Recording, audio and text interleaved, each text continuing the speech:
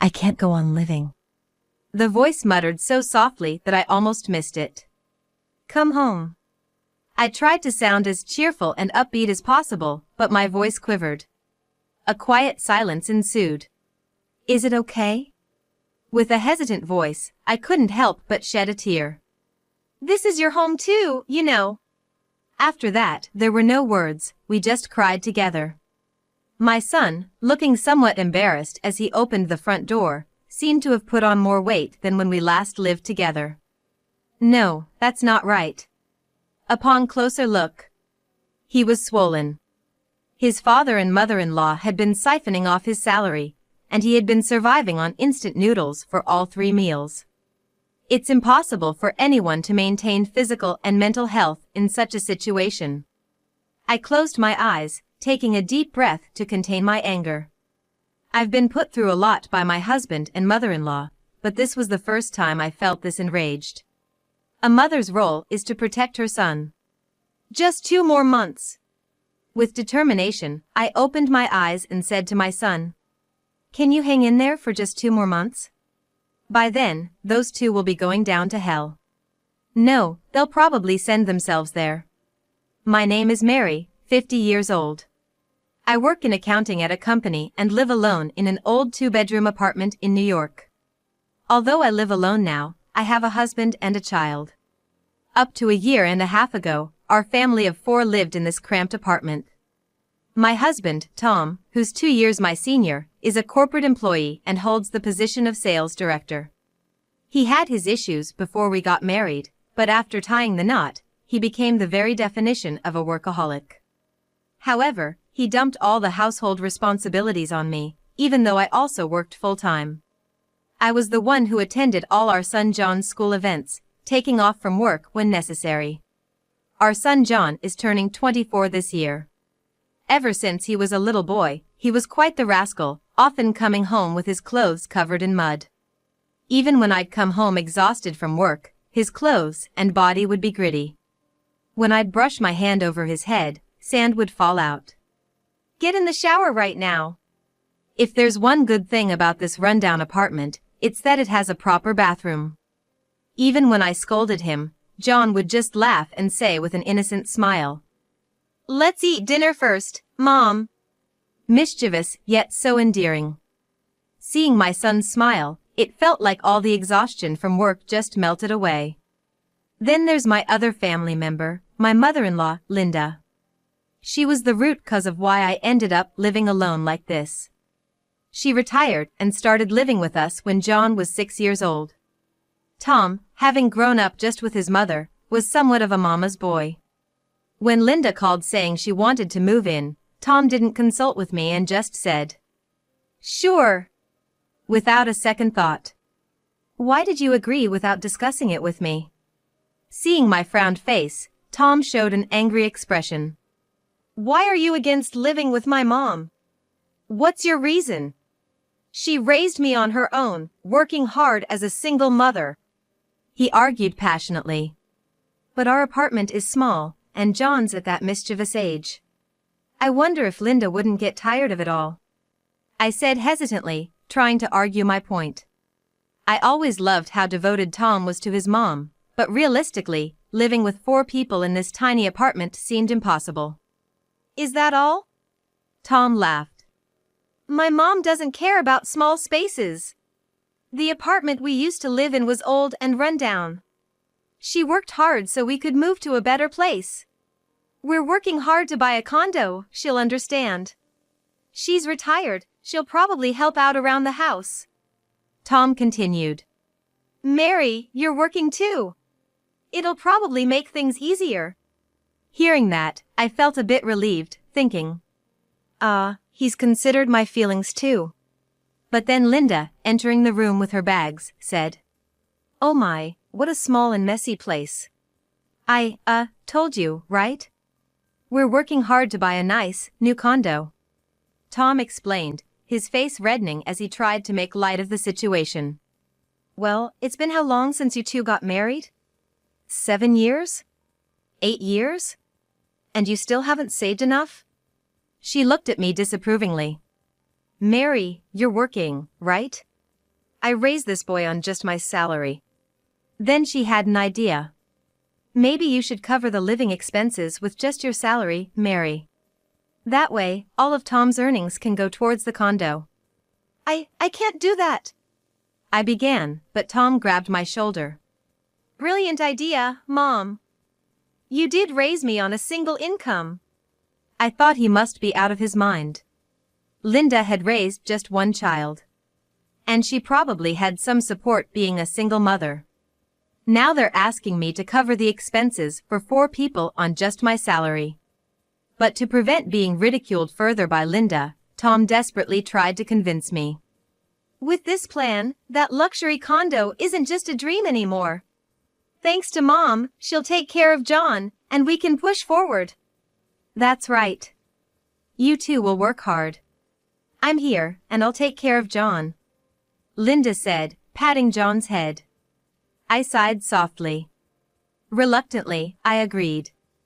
If Linda would take care of John and help around the house, maybe it wouldn't be so bad. But then, my back hurts. I guess I'm getting old. Recently, I've been feeling dizzy. I worked and did housework and childcare. Maybe it's time for me to relax a bit. Turns out, she kept making excuses and didn't do any housework. Tom said, "She's not feeling well, can't help it," and asked me to do more chores. At least help out, Tom. I'm the sole breadwinner for our family of 4, and I gotta do overtime. If you're gonna say that, I'm also working hard to buy a luxury condo. You have no idea how tiring sales can be. Tom snapped back. The goal had shifted from a new condo to a luxury new condo. I was so frustrated, thinking this was Linda's influence. Looking back, I felt I did my best. Once John started school, Linda would often go out with her new friends. They got along well, going to luncheons and spa trips. She not only used her pension but also asked Tom for money. "Are you feeling better?" I'd ask. She'd retort, "I'm going to the spa because I'm not." "She bullies me," Linda would complain to Tom, who'd scold me. "You're such a mean wife." From then on, they'd blame me for everything, not doing house chores, late meals, bad food. When I scolded John for misbehaving, Linda would defend him. "Don't bother listening to that clueless person," she said. "This is for education." She ignored my protest. "Your grandma got you some candies over there." With that, she pampered John. Well, he's just a kid. Naturally, he'd be more attached to a grandma who always spoils him than a nagging mother like me. Gradually, he stopped listening to me, and Linda even took him away from me. John started working after graduating from college last year. And then, out of the blue, he announced, "We bought a brand new luxury condo, so we're gonna move." "We?" I found the way he phrased it odd. I had suspected for several days that the 3 of them were up to something. "Yeah. Oh, and we'll leave the furniture and appliances for you to use. We'll buy new ones." I couldn't help but wonder why I had put up with this for so long. Still, the idea of finally being free from these 2 overwhelmed me. People must wonder why I never divorced. Of course, I had brought up divorce before. But Tom, always concerned about what others think, never agreed. "That's one reason." "And the second reason?" he said. "If we divorce, you'll never see John again." No matter how much they despised me, or looked down on me with mocking eyes, John was my son. The thought of never seeing him again was unbearable. I wanted to witness his growth. But now, he's an adult. He can earn his own money and make decisions for himself. I believed he would do just fine. Take care. I waved goodbye to the 3 of them with a smile. A year and a half later, I received a letter. "Let's divorce." That's all it said, along with the business card of the lawyer. Tom, now holding a position as a department head, surely cares about public opinion. Even so, to send such a letter. After all this time refusing to divorce, I was flabbergasted by his audacity. Did he finally cross a line? I pondered as I opened my apartment door.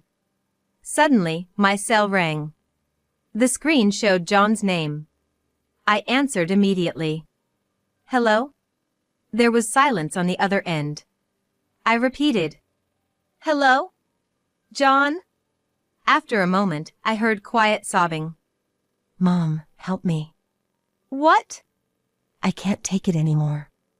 On the other side of the phone, my son John, who should have been a proud adult, was crying. His stifled sobs were audible, interspersed with him trying to swallow his tears. His choked-up voice resonated through the receiver. Something happened? How about your dad and grandma? They're out having dinner together. Dinner? Just the two of them? What about you? Did you already eat? I'm eating now. Instant noodles. Oh. I couldn't understand the meaning. Neither the reason for the call nor why he was crying. John, what's going on? Can you explain slowly? I finally grasped the situation after listening to John's hesitant explanation. In their new place, a luxury condo, those jerks were enjoying themselves, and they were forcing John to endure the same treatment they had done to me. No, it was even worse. I could at least cook meals within my means. Of course, not luxurious meals with premium ingredients. But I managed to prepare enough for 4 people using discounted or inexpensive ingredients. When I got a job, Grandma said we should open a bank account for my paycheck. So, we did it together. She said I'd need to pitch in for the household expenses. I thought, well, it's Grandma. I even entrusted her with my ATM card. It was fine at first. I even received an allowance. But then, gradually, my allowance kept decreasing. Meals that used to be ready-made and laid out on the table disappeared. For a while now, I've not been receiving any allowance and have been eating instant noodles for all 3 meals. John chuckled weakly. I even bring instant noodles to work every single day. My colleagues tease me about it. I just laugh it off saying, I love instant noodles, you know. Living in such a luxury condo, and yet. John continued with a self-deprecating laugh. I can't go on anymore. His voice was so soft, I almost missed it. Excuse me? I was about to ask, but I didn't. I couldn't just say. What are you talking about? Instead of blaming or scolding my son, I said as a mother. Come back home. I tried to sound as cheerful and upbeat as possible, but my voice trembled. A heavy silence followed. Is it okay? I couldn't hold back the tears hearing his hesitant voice. What are you talking about? This time, I said it. This is your home too. After that, there were no words. We just cried together. The next day. My son, looking somewhat embarrassed as he opened the front door, seemed to have put on more weight than when we last lived together. No, that's not right. After staring at him for a while, I realized he was swollen, not fat. Being exploited for his paycheck by his husband and mother-in-law, he only ate instant noodles for all 3 meals. There's no way he could maintain a healthy body and mind with that. Are you okay? Well, not really. I've got a headache, and I'm feeling dizzy. He added with a troubled smile. Lately, I've been running out of breath easily too. I closed my eyes and took a deep breath to suppress my anger. I've been through a lot with my husband and mother-in-law, but this was the first time I felt this angry. A mother's duty is to protect her child. Just 2 more months. I opened my eyes determinedly and said to my son, can you bear with it for just 2 more months? If he did, we could send those 2 to hell. Or better yet, they'll dig their own grave. The first thing I did was contact a divorce lawyer. Then, I had John write his resignation letter. Okay? Eat instant noodles at home as you've been doing, but try to eat something nutritious at work. Saying that, I handed him some money. Don't let those 2 find out you have this money, okay? I had an appointment to meet Tom. We agreed to meet at a cafe after work. It's been a while. Looking at Tom, who had taken the seat across from me, I thought, I knew it. He looked every bit the man living in a luxury condo, dressed in a high-end suit. Still, he's as vain as ever, always worrying about what others think. Such a shallow man. How's John doing? When I asked, he responded with, of course he's doing well. He's got his own room now and is living comfortably. I just wish he'd marry soon so we can live together. I'd be happy to see my grandkids. You? Happy to have grandkids? Weren't you indifferent to parenting? I laughed sarcastically. What's with the attitude? I don't want to fight when we're seeing each other after so long. How's your mom?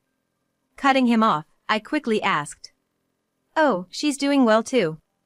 Said she was going out with a friend for an overnight trip. Oh, really? As I expected, they both seemed to be living their usual carefree lives. Honestly, like mother, like son. This man, who's likely pleased about our divorce, doesn't realize the situation he's in. He should be asking to live with me again, but remains oblivious. By the way, about that apartment. I'm thinking of giving it up. I need your signature for it.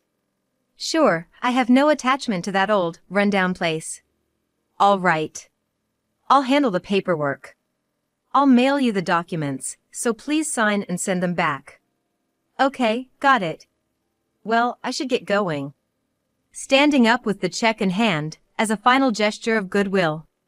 I didn't get a thank you. Tom just looked up at me. You're leaving just like that? We might not see each other again. Yes, I have to go home and cook my own dinner. You should treat yourself to eating out once in a while. Looking down coldly at Tom as he sipped his coffee, I remarked. I can't shake off my frugal habits. Turning my back on the man who laughed mockingly, I suddenly remembered. Oh, right. And turned back to him. I was invited by an acquaintance to play some slot machines recently. I actually won a few $100s. Surprisingly, slots are kinda easy. This comment got the most reaction since we met today. Right? They're addictive, aren't they? If you want, I'll go with you next time. You're joking, right? I sharply retorted. Go into the slots with my ex-husband who I divorced? Not in a million years. With that, I turned my back and started walking away. Now, the seed has been planted. Whether that seed withers or grows into a massive tree, it's up to you, Tom. 2 months later. I approached John, who was holding a bouquet of flowers. Finished with your last shift? Yeah. They even threw me a farewell party. Made me realize it was a pretty decent job. Maybe you wanted to stay longer? No, it's okay. I got an offer from another company last week, so I'm gonna start fresh next week. John had been discreetly moving his essential belongings, trying not to alert Tom and Linda. All he had was a single bag. It was just the right amount to leave his painful past behind. John left home this morning as usual. He applied for a new bank account for his paycheck and severance pay. The reason he never changed his bank account before was because he believed that the greedy Tom and Linda would never allow it. If they kicked him out, he thought he would be penniless and homeless. Living in such a toxic environment probably clouded his judgment. Even if he had come to my apartment, he'd likely be found and dragged back. So, I asked him to keep living his life until he could move to a new place. Shall we go now? I finished moving during the day. I handed the keys to the new place to John. Amazing, Mom. Buying a condo in just 2 months? It's a used one, and it's not that big with just 2 bedrooms and a living room. And we'll have to pay for it for a while. Still, it's money I saved up over the past year and a half, almost entirely for myself. I initially thought it might be for John's wedding, but using it as a down payment for the condo isn't bad. I'll help with the payments. You made me a co-owner of the condo after all. Let's not push ourselves too hard. Yeah, we'll be okay if we're together. Our new life together began that day. A few months after I started living with John. The doorbell, ringing persistently just after I returned from work. Was Tom and Linda on the intercom screen. With an angry face, Linda shouted, "Mary, open up!" The aggressive knocking would have disturbed the neighbors, so I opened the door. "Please stop. Aren't you bothering the neighbors?" "Shut it! Isn't John here? If he's here, bring him out." "He's here, isn't he?" "Just come in. You're causing a scene for the neighbors." Sitting on the living room couch, Tom and Linda desperately tried to persuade John, who sat opposite them. "John, your home is that condo over there, right? "Want to go home with Grandma?" When John didn't respond, they accused me. "You lured him away, didn't you?" "More importantly, how do you know this address? I never told you about my new condo." "I staked out your office and followed you here. Figured you took John based on when you moved. Give John back! Damn kidnapper!" John snapped at those words. "I chose to come here on my own. She's been protecting me. I'm an adult, I should be able to decide where I go." At John's words, Linda's tone instantly softened, almost cooing. "We were just worried. When we called your office, they said you quit. You changed your cell number and we couldn't reach you." "That's right. Even if you're an adult, you're still my kid. Did you think we wouldn't worry when you suddenly disappeared?" John let out a bitter laugh. "You were probably just worried about the money, since it stopped coming in." "What are you talking about? I've got way more money. I bought you that fancy condo, not some second-hand place." I couldn't help but laugh at the absurdity of it all. "What's so funny?" After having my laugh, I looked at them both squarely. "To begin with, your plan was flawed. Just because one income increases, you thought you could ditch the other. Just how long do you think I've been working at my company, and how many raises do you think I've had?" Proud Tom shot back at my mocking tone. "But with just one person, expenses are less. Even considering the condo fees, it's not as expensive as that old apartment's rent." If you'd lived a normal life, 2 salaries and 1 pension would have sufficed. But wearing flashy suits, going out every night, how did you think you could sustain such a ridiculous lifestyle? The two fell silent. Though Linda looked bitter, I didn't let up. "By the way, Tom, is your new girlfriend candidate pretty? Much younger than you? Or both?" "What?" Tom's face paled. "What are you getting at?" "With how much you resisted divorce because of what people might think, your new partner must be someone to be envied. I thought she might be rich, but considering how desperately you're chasing John, that seems unlikely." This was news to Linda, who was wide-eyed. "You're not telling me you've been lavishing money on that woman. No wonder you stopped giving us money. So that's it. Enough! That's why I never introduced her. How long do you plan on leeching off your kid?" John's exasperated look said it all. We stood up simultaneously. "Can you continue this discussion in your luxury condo?" "If you linger any longer in our home, we're gonna call the cops." They glared at us, spewing curses as they left. The reason Tom had been so desperate? He'd been showering a young woman with money, and she mistakenly believed he was wealthy. Decked out in high-end suits and buying her anything, it's no wonder she thought so. Eventually, Tom, not able to win John back, fell into his old vices. Slots, horse racing, and various other gambles. As a result, he went bankrupt. Selling the condo might have been a solution, but he'd already taken out a substantial loan against it.